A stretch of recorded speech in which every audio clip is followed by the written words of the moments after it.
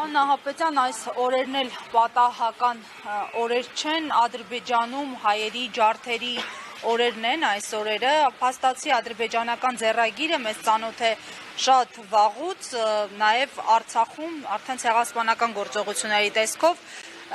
որ դեպքում, ինչ երաշխիքների դեպքում է հնարավոր հավատալ խաղաղության հեռանկարին, եթե ունենք այս համատեքստը։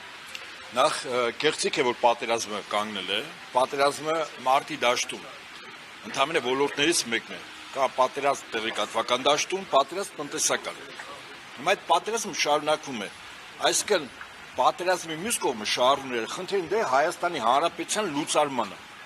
օգտագործելով մարտի դաշտում տարած հաղթանակը որպես ճնշման գործիք կամ դամոկյան սուր, տեղեկատվական եւ տնտեսական դաշտում ունենալով Հայաստանի նկատմամբ բացարձակ առավելություն, Ռուսաստանի տնտեսական տիրույթից բերել ամբողջովին Թուրքիայի տնտեսական տիրույթ եւ վերջնարդյունքում պայմաններ թելադրել։ Իսկ պայմանները կարծում մեզ համար լավագույն տարբերակով Հայաստանի եւ Արևմտյան Ադրբեջանի միացյալ պետությունն է, վատագույն դեպքում ընդհանրապես այս տարածքում պետություն պիտի չլինի, հայկական պետություն պիտի չլինի։ Այսօր իրենք կոնկրետ այդ գործն են անում։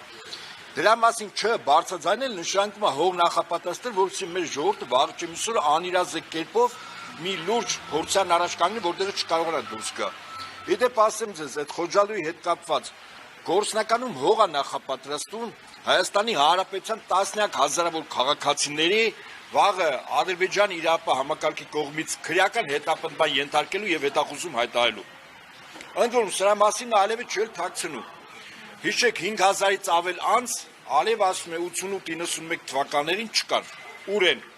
Ովքեր են պատասխանատուները։ Ամենայն հավանականությամբ նկատի ունի, որ սպանել են, ով է սպանել, ովքեր են կազմակերպել, ովքեր են թաղել կամ հրկիզել։ Նույնը վերաբերում է Խոջալույին, այսինքն հիմա քարոզչական հող է նախապատրաստում, վաղը չէ միսօրը Հայաստանի առջև հայց է դրվելու, ասենք ցուցակ 50,000 հայի ուղղակի ձերբակալել արտահանձնել։ Եթե դա տեղի չի ունենում, ինքը կոնկրետ ուժով է անում։ Հիմա ինչ ասել է Արևմտյան Ադրբեջան, իրականությունը թե բլեֆ, իհարկե բլեֆ չի։ Օրինակ են բերում Հորդանանի արևմտյան ափին հրյա վերաբնակները, երբ գնում էին պաղեստինցիների տարածքներին դուրս էին հրավիրում, սկզբից պաղեստինցիները լուրջ չվերաբերվեցին, որ կարող է հրյա վերաբնակները իրաց դուրս հրավիրեն։ Որ պայն դիմադրություն կազմակերպվեց, հրյա վերաբնակների հետևից ցախալը բանակը մտավ։ Ձեզ վստահեցնում եմ, ստեղ խնդիր է դրվել, այս տարածքում հայտի չապրի եւ կապ չունի, այդ հայ ընդդիմադիր է, իշխանությունն է, իրապահ համակարգը, բոլորից առաջ նույն մարտահրավերն է կանգնած։ Ավելին ասեմ ձեզ, դիմադրության այն աղբյուրը, որը որ մենք մտածում ենք որպես պարտված կողմ, որպես հաշտարար միջնորդ ունենք, այդ միջնորդից էլ ենք մենք զրկված։ Ավելին ասեմ ձեզ, գալու է նոր միջնորդ, որը 22 թվականին Արցախը հանձնեց Ադրբեջանին, խոսքս Ֆրանսիան է եւ Եվրամիությունը, Եվրախորհուրդը ճիշտ, Շարլ Միշելը։ Խաղի կանոնները փոխվել, առաջ եթե այնուամենայնիվ կար պայմանավորվածություն միմյանց հետ որոշակի խաղի կանոններով հարաբերվել, իսկ այդ խաղի կանոնը հաստատվել էր 1945 թվականի Պոզդամի կոնֆերանսում։ Պետությունների համար առաջնային էր տարածքային ամբողջականությունը, որը միջազգային իրավունքով պաշտպանված էր։ Հիմա չկա նման բան։ Միացյալ Նահանգների ցույց տվեց, որ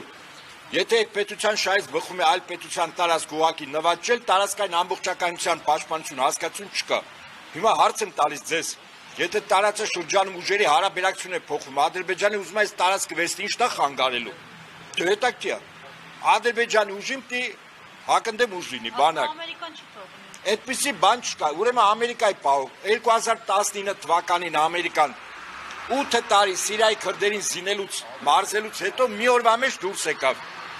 Սիրիայի քրդերը կանգնեցին թուրքական տանկերի, ինքնաթիռների ու հաթիռների գրոհի առաջ։ Իդեպ անցյալ տարի դեկտեմբեր, այս տարի հունվար նույն քրդերը փորձությունների առաջ կանգնեցին։ Ամերիկան էր երաշխավորը։ Չկա այդպիսի բան, հասկացեք։ Ամերիկան իր շահից ելնելով, եթե պետք է ինչ որ ժողովրդի կամ պետության զոհաբերի, ինքը զոհաբերում է։ Այդտեղ պետք չի Ամերիկային ասել դու վատն ես։ Մենք հասկանանք վատը մենք ենք, որտեղ իրավիճակը համարժեք չեն գնահատում մեկ, եւ մարտահրավերներին ու սպառնալիքներին չենք պատրաստում դիմագրավել։ Ինչու 90-ականներին կարողացանք հաղթել Ադրբեջանը, որտեղ իրավիճակը նախ համարժեք են գնահատում։ Ըստ այդմ կամ կար, կամ այն կենտրոններ կար, մեր ժողովրդին կարողացան կազմակերպել։ Հիմա երկու էլեմենտն էլ չունենք, այսինքն իրավիճակը համարժեք չի գնահատում սպառնալիքների, եւ այդ կամային կենտրոնը, որ պետք է լինի իշխանությունը, չկա։ Այս է իրականությունը։ Վաղ չեմիսօրին հետաքրքիր է ունակ Երասխից, եթե տանկերը մտնում են դեպի Երևան։ Ինչա Փաշինյանը դիմել է ՄԱԿ անդամության խորհուրդ ասելով տանկերը Երևան են մտնում, հա? Լուրջ եք ասում։ Հասկանալի է։ Սա է իրականությունը։